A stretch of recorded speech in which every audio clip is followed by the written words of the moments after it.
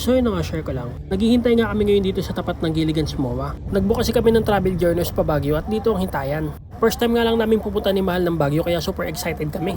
Nakatulog nga kami ni Mahal sa biyahe at pagising namin nandito na kami sa first stop, ang Our Lady of the Atonement Cathedral. Meron nga kami nakita nagbebenta na sampagita kaya bumili kami. Nilagay namin sa phone at nanalangin na sana maging maganda ang araw na to at ligtas na biyahe. Sobrang ginigilaw nga dito si Mahal kahit naka-jacket na siya. At pagkatapos nun, bumili kami ng taho. Wala pa kaming almusal kaya ito muna yung tinira namin. Mainit na taho sa malamig na lugar, sarap! Pagkaubos namin ng taho, pumasok na kami sa katedral. Sobrang ganda pala ng loob nito. At ito naman yung view sa labas. At pagkatapos nun, next stop, itong Botanical Garden. Bago kami pumasok sa loob, kumain muna kami ng almusal dito sa may Mamitas. Ang ganda nga ng view nila dahil kitang-kita mo yung buong garden. Aliw na aliw nga kami dito ni Mahal kasi umuusok yung hinga namin. Mga bata, yarn. Pagkatapos ng paglalaro, tumingin na kami sa menu. Medyo dumami na nga yung tao. Buti nilang naka-order na kami kagad at ito na nga yung kinain namin. Pagkatapos namin kumain, pumunta na nga kami dito sa entrance ng Botanical Garden para bumili ng ticket papasok. Sa pagkakaalala ko, 100 yung entrance dito per head. Hindi ako sure kasi 3 months na tong video na to, ngayon ko lang na-edit. Sobrang ganda nga dito sa Botanical Garden kasi feel na feel mo talaga yung nature. Kung stress ka at super exhausted, bagay na bagay nga talaga tong lugar na to para sa'yo. Super nakaka-relax kasi talaga yung ambience ng paligid. Masarap sanang tumambay na matagal dito pero dahil tour journers kami, may mga time limit talaga yung bawat destination. Pero kahit may time limit, may enjoy mo pa rin naman yung buong lugar. At pagkatapos nun, naglaad na nga kami ni Mahal papunta sa exit. Next destination, The Mansion. Hindi na nga kami nagtagal dito, tamang picture lang dahil hindi naman pwede pumasok sa loob. At pagkatapos nun, next destination, The Mines View. Medyo marami-rami ang nagbebenta ng mga souvenir dito at marami rin nagbebenta ng mga halaman at mga bulaklak. Dito nga talaga ako sobrang namangha dahil sobrang ganda ng view. At habang naglalakad kami, meron nga kaming nakitang K-pop na kabayo pero hindi na kami sumakay kasi parang naaawa kami. Pero sobrang ganda nga ng view dito, ang sarap lumipad. At pagkatapos nun, next destination, Bamboo Sanctuary. Pero bago kami pumasok sa loob, merong nagbebenta ng ice cream sa bungad. Kaya nagpabili si Mahal ng ice cream. Kaya bumili na rin ako ng akin para tigisa kami. Kita nyo naman yung ngiti niyan, ngiting tagumpay. Dahil Bamboo Sanctuary nga to, dito mo makikita yung iba't ibang uri ng mga bamboo. Sinong sawa? Sinong galit? Ay iba pala yun. At next destination, Bell Church. Ngiting tagumpay nga na naman dyan si Mahal. Paano ba naman kasi? Basic lang daw sa kanya akyatin niyang napakataas na hagdanan na yan. Kaya pagdating namin dito sa taas, ayun, hingal na hingal. Hindi na kami nakarating sa pinakamataas kasi nakalock daw. Kaya ayun, nag-decide na kami bumaba at naglakad pabalik. Tanghaling tapat na nga at kahit malamig, ramdam mo pa rin talaga sa balat mo yung tusok ng araw. Walking distance nga lang dito yung Valley of Colors kaya kaunting pa-picture lang kami. Tapos dumiretso na kami dito sa Strawberry Farm. Dito na kami bumili ng mga pampasalubong at dito na rin kami nananghalian. Wala nga akong clip dyan ng pagkain namin pero ito na lang yung tapos na kami kumain. At pagkatapos namin mabusog, dito naman tsumibog si Mahal. Gusto mo? Wawa. At dahil nasarapan si Mahal sa paprites, bumili nga siya ng 3 balot. Ngiting tagumpay na naman. At pagkatapos nun, sinilip nga namin tong Strawberry Farm. Grabe, napakalawak. At pagkatapos nun, ang next destination, TK Lodge, kung saan kami magche-check-in. Walang aircon yung kwarto pero hindi na kailangan dahil sobrang lamig. Okay yung room, malawak, may TV, may lamesa at upuan, at may wifi. At malinis din yung CR. Hindi ko nga lang nagustuhan yung sahig kasi sobrang gaspang tapos ang dumi ng basahan. At mula sa bintana, ito nga yung view na natatanaw namin. Magpapahinga muna kami ng ilang oras. See you sa part 2. So yun na nga, share ko lang. Ito na nga yung part 2 ng journers tour namin dito sa Baguio. Pag check-in nga namin sa hotel na tutuluyan namin, natulog muna kami ng 3 oras. At pagising nga namin ng alas 5, dito nga yung next destination namin sa Burnham Park. Naglaad-laad nga muna kami ni Mahal para malibot namin yung lugar dahil first time nga lang namin dito. Sunday nga pala ngayon kaya siguro sobrang daming tao. Pagkatapos nga namin maglakad-lakad, nagutom nga kami ni Mahal. Doon sana kami kakain sa Good Taste kaso nga lang sobrang haba ng pila. Kaya ang ending, napalugaw na lang kami. Tamang-tama nga tong mainit na lugaw kasi sobrang lamig na at inaatake na rin ako ng sinus ko. Kitang-kita nyo naman, halos parang katabi na namin yung ulap.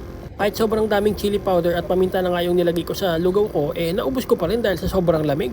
At pagkatapos namin kumain ng lugaw, parang gusto ko naman uminom ng mainit na kape. At ayun, napabili kami dito sa Mokuha Coffee. Isang mainit na kape at hindi ko alam kung ano yung binili ni Mahal. At pagkatapos namin maubos yung kape, nagkarke lang nga kami dito ng bike ni Mahal. Tapos ang sabi niya sa akin, Mahal ako muna magta-type, magaling ako dyan. Kaya ayun, hinayaan ko muna siya at tuwang-tuwa naman siya kasi napagod siya. At pagkatapos nung sabi ko, ako naman yung magdadrive, patesting naman ako para makapagpahinga na siya. At pagkalipas ng 30 minutes, sinauli na namin yung bike kasi time na kami. Grabe, sobrang dami kong hingal, ayos. At pagkatapos nga namin magbisikleta, naglakad na kami papuntang night market. Grabe, kahit umuulan, sobrang dami pa rin ng tao. Nakita nga ni Mali tong Korean street food, kaya ito yung unang pinuntahan namin. Sobrang mura nga lang dito, kaya sobrang daming bumibili. Ate, pamili nga po, yun nga po, yun. At pagkatapos nun, ito na nga yung mga napili namin ni Mahal. Tapos ang sabi niya nga sa akin dito, "Mahal, kain ka tapos bibidyoan kita." Medyo hindi nga ako mahilig sa Korean street food, pero overall, lahat naman ng in-order namin ni Mahal masarap at sulit na rin sa presyo. Kung normal size nga lang yung tiyan mo, mabubusog ka nga talaga rito. At pagkatapos no, naglakad kami ni Mahal, naghanap kami kung ano pang pwedeng makain. Napabili nga kami ng inihaw na mais. Paano ba naman kasi habang naglalakad kami nakakatakam yung amoy. At syempre bumili nga rin si Mahal ng mais pero hindi inihaw. Nakalimutan ko na kasi kung ano yung tawag dyan. Ewan ko ba pagdating sa amoy ng mais nakakatakam talaga. Tara, kain tayo ng mais. Dahil malamig nga dito sa Baguio, ang sarap nga kumain dito ng mga mainit-init pa na pagkain.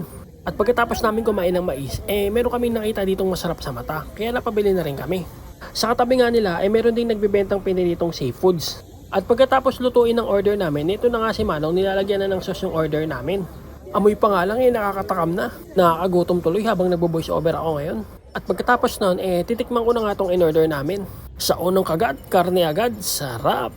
Masarap sana to sa kanin, kaso nga lang wala akong mahanapan na kanin dito Bumili nga si Mahal ng penoy at balot para midnight snack daw namin mamayang gabi. Medyo nagkaroon nga ng hindi pagkakaintindihan sa mga kasama naming joiners sa oras ng pag-uwi. Kaya ayun, 11 PM napauwi na rin kami. Overall nasulit naman namin yung buong araw. See you for part 3.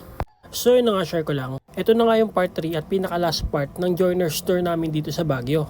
Ito na nga yung ikalawa at huling araw namin dito sa Baguio bago kami umuwi ng Maynila. Gumising nga kami ng umaga dahil alas 8 ang call time ng pag-alis ng van. Pero syempre bago kami umuwi ng Maynila dadaanan pa namin yung ibang mga itinerary. Kaya ang first destination namin ngayong araw na to dito sa Igorot Stone Kingdom. At pagkatapos namin bumili ng entrance ticket bumili muna kami ng taho dahil wala pa kaming almusal. Sa pagkakaalam ko, itong Igorot Stone Kingdom isa sa mga bagong tourist spot dito sa may Baguio. Ang ganda nga ng pagkaagawa ng lugar na to kasi feel mo talaga na parang ang nasa medieval time. Sa bawat pag-akyat mo ng hagdanan parang ka na rin umakyat ng bundok sa sobrang taas nito. At syempre kapag nasa taas ka na ang ganda nga rin tignan ng view pababa. Medyo marami nga lang tao pero maganda pa rin naman tignan. At pagkatapos nun medyo nainitan na nga kami ni Mahal kaya nag-decide na kami bumaba. Medyo ingat lang sa paghakbang dahil magkamali ka talaga ng tapak gugulang ka talaga pababa. Dito na nga rin kami bumili ng strawberry kasi sobrang laki. At pagkatapos nun ang next destination namin dito sa Diplomat Hotel. Grabe ang galing lang dahil sobrang dami nang napagdaanan ng gusaling to but still nakatayo pa rin siya. Medyo ramdam mo nga lang talaga yung lungkot sa paligid. Medyo marami na rin kababalagan na kwento dito sa hotel na to pero hindi naman nakakatakot kapag umaga, wag lang siguro gabi. At pagkatapos nun, next destination inakyat nga namin tong grotto.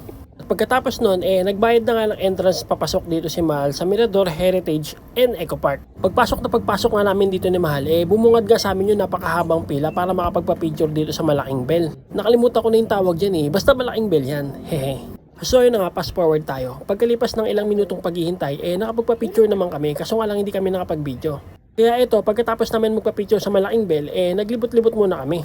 At ayun, sa paglalakad-lakad namin nakita nga namin tong exit kaya lumabas na kami. At pagkatapos nun kumain na nga lang kami dito sa may mga inasal. Hindi na kami nakapag-video ni Mahal kasi gutom na kaming lahat. At pagkatapos nun dito na nga nagtatapos yung tour namin sa Baguio. Salamat sa panonood.